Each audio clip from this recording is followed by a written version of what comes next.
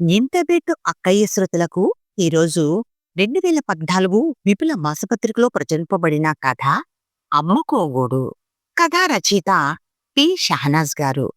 శరీరంలో ఓపిక ఉన్నంత వరకు ఎవరి మీద ఆధారపడకుండా తన అభిరుచికి తగినట్లుగా పిల్లలకు కూడా దూరంగా ఉండాలనుకుని ఓ స్త్రీమూర్తి కథ అమ్ముకోగోడు.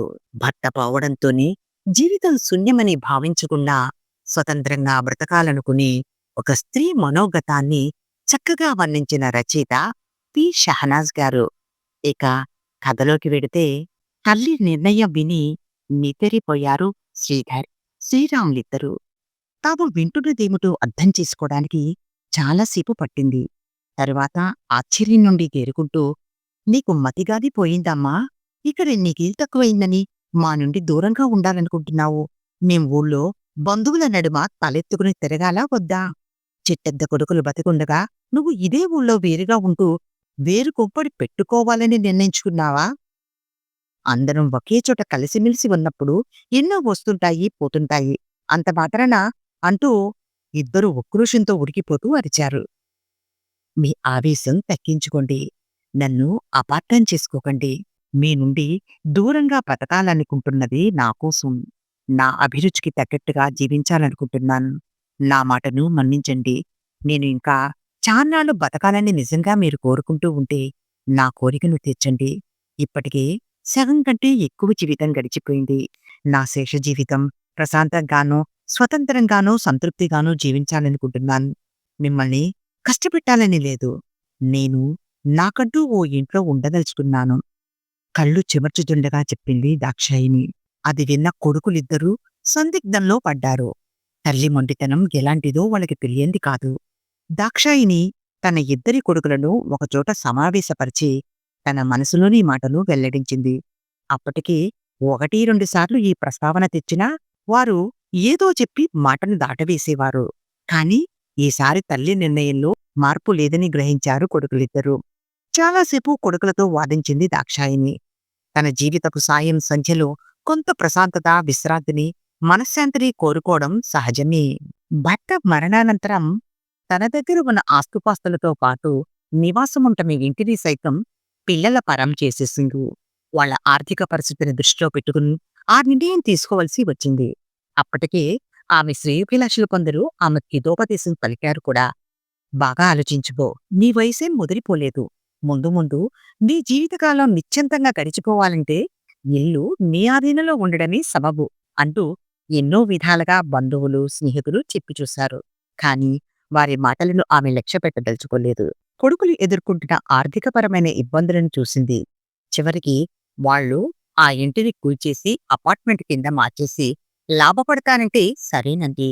ఇన్నేళ్లుగా కాపురముంటున్న ఇంటిని కోల్వేయడానికి కష్టంగా అనిపించినా అది వాళ్ళకి లాభం చేకూరుస్తుందని ఒప్పుకుంది. తండ్రి పెద్ద హోదా వెలగబెట్టినా కొడుకులిద్దరూ అంతంత మాత్రంలోనే ఎదిగారు. ఉన్నత చదువులు అబ్బలేదు. ఫలితంగా ఏవో చిన్న చిన్న ఉద్యోగాలు చేసుకుంటూ బోటాబోటీ జీతాలతో జీవితాలను వెళ్లతీస్తున్నారు. ఎదుగు పొదుగులేని జీవితాలు వారివి.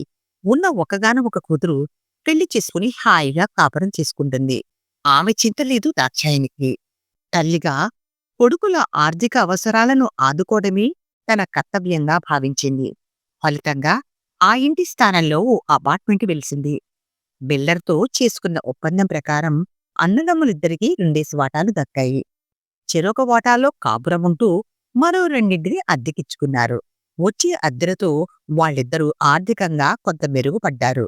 దాక్షాయణి కొన్నాళ్ళు పెద్ద కొడుకు దగ్గర, మరికొన్నాళ్ళు చిన్న కొడుకు దగ్గర ఉండసాగింది. అదృష్టవశాత్తు ఆమె కొడుకులిద్దరూ బుద్ధిమంతులే, బాధ్యతలనెరిగిన వాళ్లే, తల్లి పట్ల గౌరవం, అభిమానం కలిగిన వాళ్లే.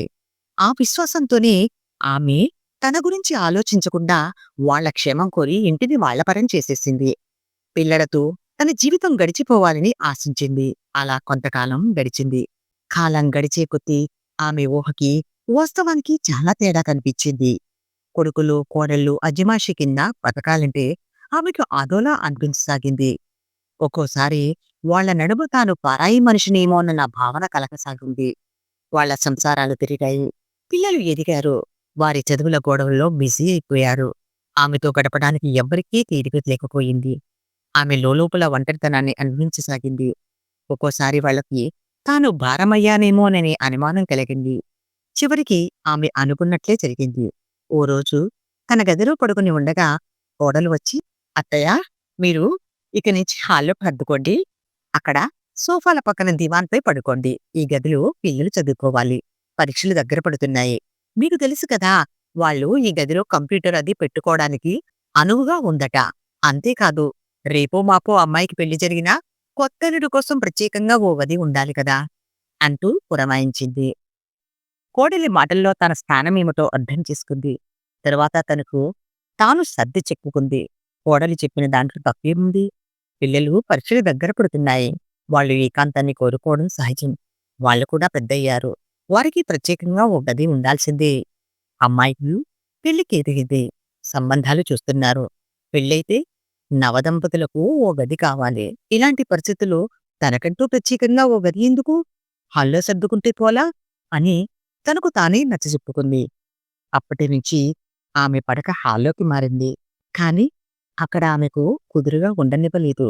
ఆ హాల్లో టీవీ ఉండడంతో ఇంట్లో వాళ్ళందరూ వేళాపాడా లేకుండా టీవీ ఆన్ చేసి తమకిష్టమైన ఛానల్ పెద్దగా చెవులు చిల్లు పడేటట్టు పెట్టుకుని నవ్వడం, అల్లరి చేస్తుండడంతో ఆమెకు నిద్ర కరిగింది. ఏ రాత్రో టీవీ కట్టేసి వెళ్లి పడుకున్న తర్వాత గాని ఆమెకు నిద్ర పట్టేది కాదు. రాత్రి ఎంత ఆలస్యంగా నిద్రపోయినా తెల్లవారుజామునే నిద్రలేచి కాఫీ తాగే అలవాటు దాక్షాయణికి. కాని ఇక్కడ ఎవ్వరికీ ఆ అలవాటు లేదు. బారెడు పొద్దెక్కే వరకు నిద్రలేవకపోవడం అస్సలు నచ్చదు దాక్షాయణికి. కోడలు లేవకముందే కాఫీ కలుపుకుని తాగి టిఫిను కోసం కాయగూరలు తరిగి పెట్టేది. కాని అది కోడలికి నచ్చేది కాదు. అంతేకాక దాక్షాయణికి జీహచాపల్యం చాలా ఎక్కువ. ఇక్కడ కొడుకు, కోడళ్ళిద్దరికీ బీపీ, షుగరు ఉండడంతో చప్పడి మెతుకు తినాల్సికొస్తుంది. అప్పటికి ఆమె వాటిని తినలేక తాను తినే పదార్థాల్లో కొంత ఉప్పుని, కారాన్ని కలుపుకుని తింటోంది. కానీ సరైన రుచి మాత్రం లభించడం లేదు. చిన్న కోడలికి తన పుట్టింటి వారి యావ ఎక్కువ. బంధుప్రీతి కలది.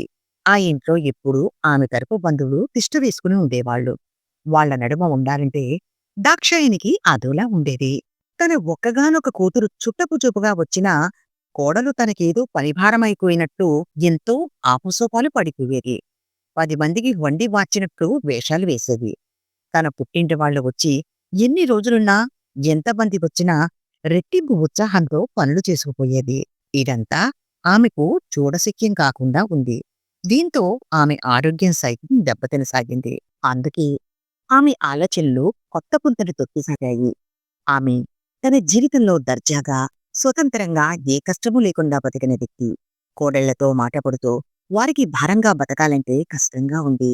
తిండికి, నిద్రకు మొహం వాచి జీవించాలంటే చాలా దుర్లభంగా ఉంది. నెల నెలా పెన్షన్ అందుతోంది. తాను ఎవరిపై ఆధారపడి జీవించక్కర్లేదు. ఏ కొడుకు దగ్గర ఉంటే వాళ్ల కోసం ఖర్చు పెడుతోంది. తన మందులు, మాకులు కోసం ఖర్చు పెట్టుకుంటుంది. పెళ్లిళ్ళు, పేరంటాలకు వెళ్ళినప్పుడు కూడా తానే ఖర్చు పెట్టుకుంటుంది. గత కొంతకాలంగా ఆమె పురలో ఓ ప్రణాళిక రూపొందించుకుంటుంది. చాలా ఏళ్ల క్రిందట ఆమె పుట్టింటి వాళ్ళు ఆమెకు ఒకచోట 4 సెంట్ల భూమిని ఇచ్చారు. వాళ్ళిచ్చిన వేళా విశేషమో ఏమిటో గాని ఎంతకాలం గడిచినా ఆ స్థలం అమ్ముడవపోలేదు.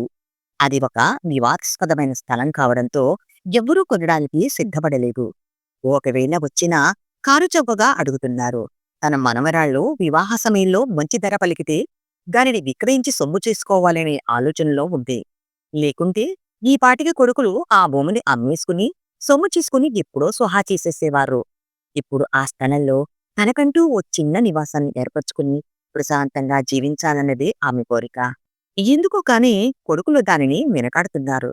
అప్పటికే ఆమె తన దగ్గర ఉన్న కొద్దిపాటి బంగారాన్ని అమ్మేసి ఓ చిన్న కుటీరం లాంటిది ఏర్పాటు చేసుకుని తనకు వచ్చే పింఛన్ డబ్బులతో జీవనయానం సాగిస్తానని చెప్పింది. వారు ఒప్పుకోలేదు. కానీ చివరికి ఆమె మాటే నెగ్గింది. తాను కోరుకున్నది సాధించుకోగలిగింది. కొద్ది రోజుల్లో ఆమె కోరుకున్నట్లు అక్కడ ఒక నివాసయోగ్యమైన చిన్న కుటీరం లాంటి ఇల్లు వెలిసింది. అది చూసి ఆమె ఆనందానికి అంతు లేకుండా పోయింది. ఆ చిన్న నివాసంలోని ఎంతో ప్రశాంతత చేకూరినట్టు అనిపించింది. తన పద్ధతిలో అభిరుచులకు, ఇష్టాలకు తగ్గట్టుగా జీవించడానికి ఆమె సన్నద్ధమైంది. కొన్నేళ్లు మూలపడిగా తనకు ఇష్టమైన పుస్తకాలను వెంట తెచ్చుకుంది. తన నివాసంలో బయట వాళ్ళ కూర్చొని ఏర్పాటు చేసుకుని అందులో కూర్చుని ఆ పుస్తకాలను చదువుతుంటే ఆమెకెంతో తృప్తిగా అనిపించింది. తన ఇంటి ఆవరణలో కొంతమేర పూల మొక్కలు నాటుకుంది. తరువాత తనకిష్టమైన వంకాయ కూర, టమాటా చారు వంటి వంటలు చేసుకుని కడుపారా తిన్నది. ఆమె అనుకున్నట్లే రోజులు హాయిగా ఏ గొడవలు లేకుండా తృప్తిగా గడిచిపోతున్నాయి. ఆమె కూతురు తల్లి వేరుగా ఉంటుందని తెలుసుకుని మొదట్లో ఎంతో బాధపడింది. వెంటనే భర్తను తీసుకుని బయలుదేరి వచ్చింది. కాని ఆమె అక్కడ జీవిస్తున్న తీరును చూసి స్థిమితపడింది. కూతురు అల్లుడి రాకకి దాక్షాయనికి ఎంతో సంతోషాన్నిచ్చింది. భర్త బతికినన్నాళ్ళు కూతురికి పుట్టింట్లో ఎన్నో అచ్చట్లు ముచ్చట్లు జరిగేవి. అల్లుడికి మర్యాదలు జరిగేవి. దాక్షాయిని వాటిని గుర్తు చేసుకుంటూ వారికి మంచి మంచి రుచికరమైన వంటలు చేసి పెట్టింది. మనవడికి ఇష్టమైన స్వీట్స్ చేసింది. అల్లుడికి మర్యాదలు చేసింది. తన కొడుకులు ఇళ్లల్లో ఉన్నప్పుడు కూతురు, అల్లుడు వచ్చిన సమయంలో కోడలు ఎంత విసుక్కునేవారో గుర్తు తెచ్చుకుంది. ఇప్పుడు ఆ సమస్య లేదు. ఆ చిన్న ఇంట్లోనే కూతురు, మనవడు స్వేచ్ఛగా తిన్నారు, తిరిగారు, ఆనందించారు, తృప్తిగా వెళ్ళిపోయారు. దాక్షాయనికి కాలం చాలా హాయిగా గడిచిపోయింది.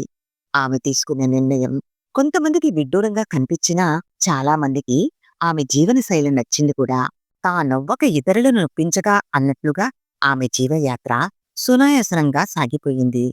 విచిత్రగా ఆమె ఆరోగ్యం సైతం మెరుగుపడింది. కథ విన్నారు కదా? నచ్చితే షేర్ చేయండి.